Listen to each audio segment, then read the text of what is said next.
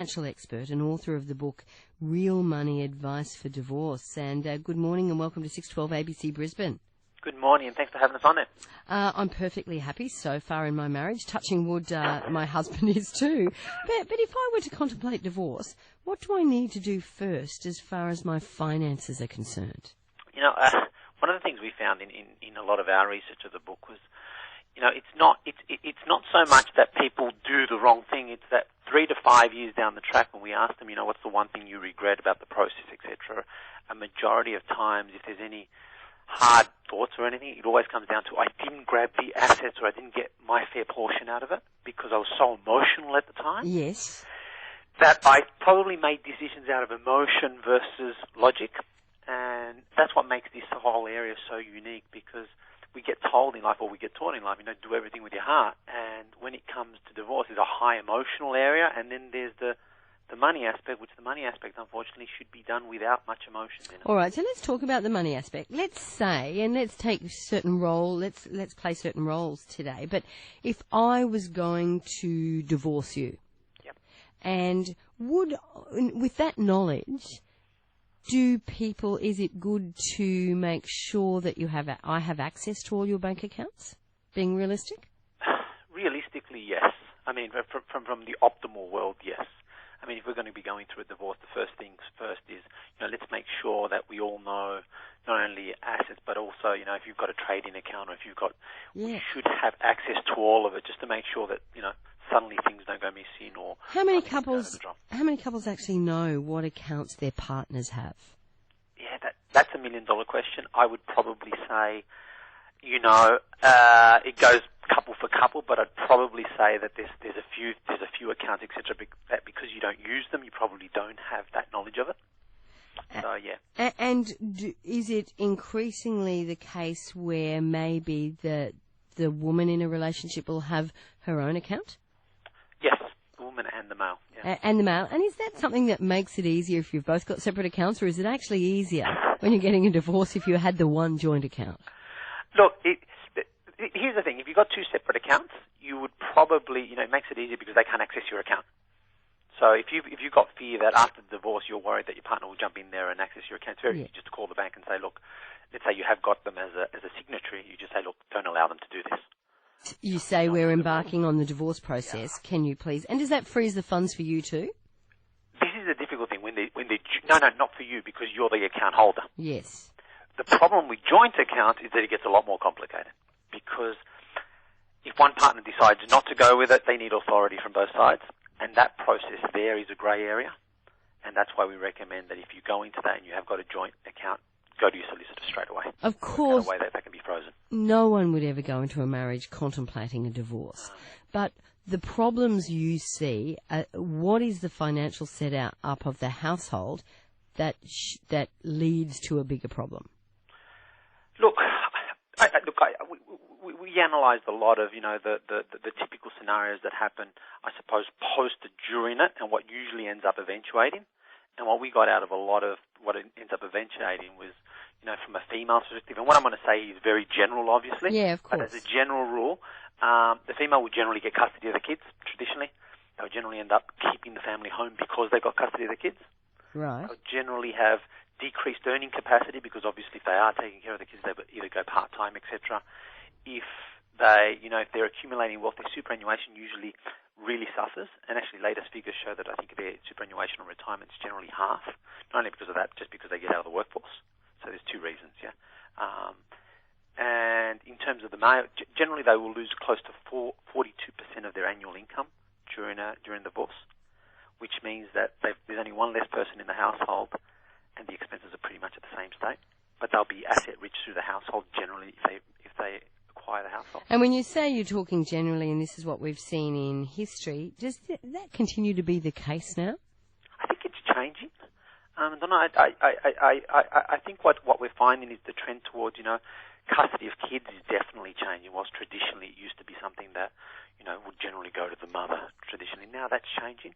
There's a general, you know, just society's changing in general, which is a great thing. You know, I mean, I suppose we're getting to a situation where, you know, even on divorce, there's a big part for the female to go for the superannuation assets, And that's become a lot easier to do than traditionally.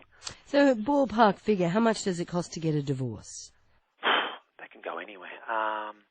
If you go all the way through the court system, it can cost upward of $100,000. $100,000? Yeah. Generally speaking, probably around about... You say, I don't want to live with this bloke anymore. Yeah, that's a problem. All right, and so what are the ways to reduce that? What's the checklist to reduce it? Okay. I'd probably go call a truce, and that's what we call it. We call it, try and, no matter how bad things are, the more you can negotiate with your partner, the less there are for the solicitors. And that's the way we always like to say it. The preferable case is don't go through court. Generally, try and negotiate as much of it as possible, and then go to your respective solicitors and say, this is what we want done. So you negotiate it without the lawyers, you're saying? Yes. One-on-one? The more you can do that, the more of the pie you end up keeping. Because you sort it out together, then you go to your respective solicitors, lawyers, and put that in writing. Exactly. And they do what they're supposed to do, which is basically, follow your instructions, versus what sometimes happens is that they get used, the solicitors are getting used as counsellors, and they get used as, and what ends up happening is your legal fees go through the roof only because you're using them for the wrong, I suppose, purpose. Sometimes you can't avoid it, though. I mean, the reality is sometimes with the relationships that tense, sometimes you have to go through that. But as much as possible, try not to. You're listening to Wilson Luna, a financial expert and the author of the book Real Money Advice for Divorce. When you're sitting down with the partner you are going to divorce to have that conversation, shouldn't you have got financial advice previously? So, for example, you would know to ask about what is involved in superannuation and the like. Absolutely. And so where do you go? What's the best place for financial advice? Is it offered free? That's a really hard one, because there are some government departments that will go there. My view, especially when it comes to financial advice, is look through the FPA website or an association and look for individuals that specialise in that area, because it's just like a good divorce solicitor. You want to make sure that they specialise in that area, because there's little intricacies that you want them to know about, and at least you get a base case of what the outcome could be and what that means. I'll give you an idea. I'll give you an example. We've had situations where, let's say a person in the couple ends up inheriting, let's say, the house or the car. Yes. But they couldn't afford to have it anyway. So it wasn't a smart decision to go for that particular. Yes, okay. So emotions got in the way of it rather than the financial. Yes, okay. Try not to get your financial advice from your solicitor, because that's not what they're there for. And we try and bundle all those duties with them, where we say, look, we want you to talk to us about that and the counselling. No, treat them for where they are and find yourself someone independent that you're comfortable with. But doesn't a solicitor provide that sort of advice? No. Unfortunately, the way that the system's set up, they usually end up getting asked for that type of advice. The solicitor doesn't provide financial advice. No, absolutely not. So it shouldn't be. What documents do you need to change as a result of a divorce? Okay, before you get out of a divorce, like you said initially, there's stuff like, make sure that you take the right documents with you, identification, passports, etc. Bank accounts, make sure that you, I suppose, freeze them, or at least temporarily come to an agreement on what's going to happen with them. In terms of documentation, there's a lot to change in the process as well. And even with house rights, and you want to be getting that right advice at that stage, and that's why it's every single couple or every single household is going to have specific needs, and I suppose documents that they need to address. You want to make sure you're across it. Is there a danger that the whole divorce proceedings become too much for someone, and they just want to get it over and done with? Yeah, absolutely. Not only a danger, it usually happens. That's why we're saying, we're trying to get, what we try and do is we try and say, look, this is the step process, and follow this no matter. And if you ever find yourself that you're getting too emotional into it, or you're saying, you know what, I've had enough of this, I just want to give them everything, or I just want to stop this once and for all. Yes. That's usually when you'll end up giving up assets that you probably didn't need to. And regret it in 3 or 4 years' time.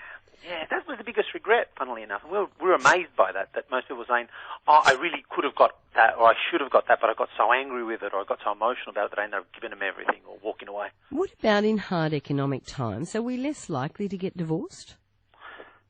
There's theories to that, and I think it sort of maybe holds true, because, they're part of a rationale why I suppose we begin to, I suppose, concentrate a lot more on the relationship, and there's some views that say that. I haven't personally. I don't follow those thoughts. I believe every single relationship is dependent on the factors that are involved there. Well, you suggest in your book when the divorce is over and you're dating again that you should check the references of your partner. Would you seriously ask a prospective partner to give you a reference? When we originally did it, it was a little bit of tongue in cheek, but the reality is, it's fairly serious, especially if you've been through a divorce. Yes. You probably would say, not so much a reference check, obviously, that sort of takes away all the emotional side of getting involved in a relationship, but if you've been through it, you probably would start to do that because you know what it feels like if you don't, and if you walk into the wrong relationship financially, it's the leading reason why couples sort of, will generally fight or most couple problems evolve from money situations, period. So getting to know their money habits before you get involved with them is always a good. But what sort of things would you be asking the referee? I'd probably be going, what type of debts they've got. Have they ever been, bankrupt? What kind of money management system do they generally run with? And when I say what kind of money management, are they the type of people that are on top of their financial situation, or are they the type of people that But aren't they going to just then report back to the person you're dating, and it's not going to be too good the next time you go out for dinner? Obviously it's done. It's done at a level of you don't want to be walking into a relationship where you're totally going with the emotional side, and then you end up with a person that is totally against, I suppose, your normal day-to-day money management system yes. that you use, because it just makes you feel uncomfortable in it. And knowing it up front, it might sound to a certain degree, I suppose, unromantic. But if you plan, I suppose, if you address it in an appropriate manner, where you say, look, I've had this situation before. I just want to make sure that this is not an area that we end up arguing with, because it's not a bad thing to sort of bring up. All right, stay with me. That's Wilson Luna, a financial expert, talking about the cost of divorce. Phil is a divorce lawyer. He's picked up the phone. Good morning, Phil. Good morning, Madonna. I'm actually a lawyer. I'm a partner in a new national law firm. Okay, and that focuses on divorce? Absolutely. It exists to address that primarily. There's that much demand that you can just specialise in that one area? Well, the reason that we've created this firm is, in fact, in part the point that's been made by your previous speaker, and that is that the process, the way it's conducted by most today, is a very expensive process, and the reality is it need not be that. As he has indicated, in the first instance to keep the solicitors out of it, and he's absolutely right. And hold on, I've got a divorce lawyer on the phone saying keep the lawyers out of it. That's right. We've actually created a process whereby we don't have our lawyers involved in it, in the hope that we can facilitate an agreement being arrived at without lawyers being involved, and hence the costs being substantially less. That is the really important thing. It's important to recognise that the great bulk of costs involved in divorces, in fact, don't happen anywhere near the courtroom. I mean, the great majority of matters are ultimately settled either on the steps of the court, as is so often referred to, or in a very short period before that. And the reason the costs are so great is because of the monumental, almost meaningless correspondence trail that's created between the two firms of solicitors representing the respective parties in the months or indeed years leading up to it. I mean, the point that he made in relation to a divorce possibly costing $100,000, I can speak with some authority on one costing well over $200,000, and not one piece of evidence was actually placed before the court. So how do you then plan to make your money if your aim is to get your clients not to deal with you? Well, it's not to deal with us. It's not to deal with our lawyers.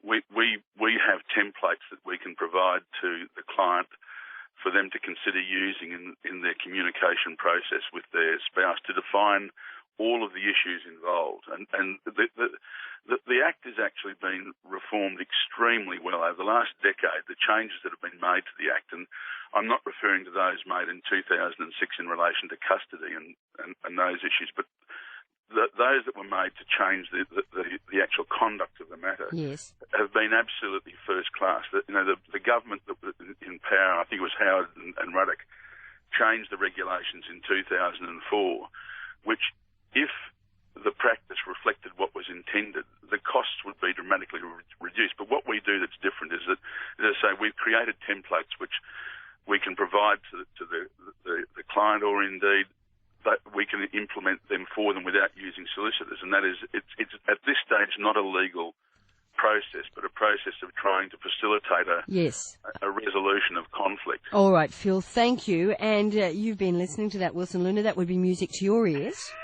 Look, I think it's a smart approach. I mean, it's particularly if the couple can, I suppose, mitigate it by themselves. I mean, if the couple's prepared to do it, really, as long as they can negotiate, what a great concept of, that you just get it legally stamped by the right person, obviously, at the end to make sure it all holds. Yes. But what a great process. All right, good to talk to you this morning too. Thank you. Thank you, Madonna. And the book, Real Money Advice for Divorce.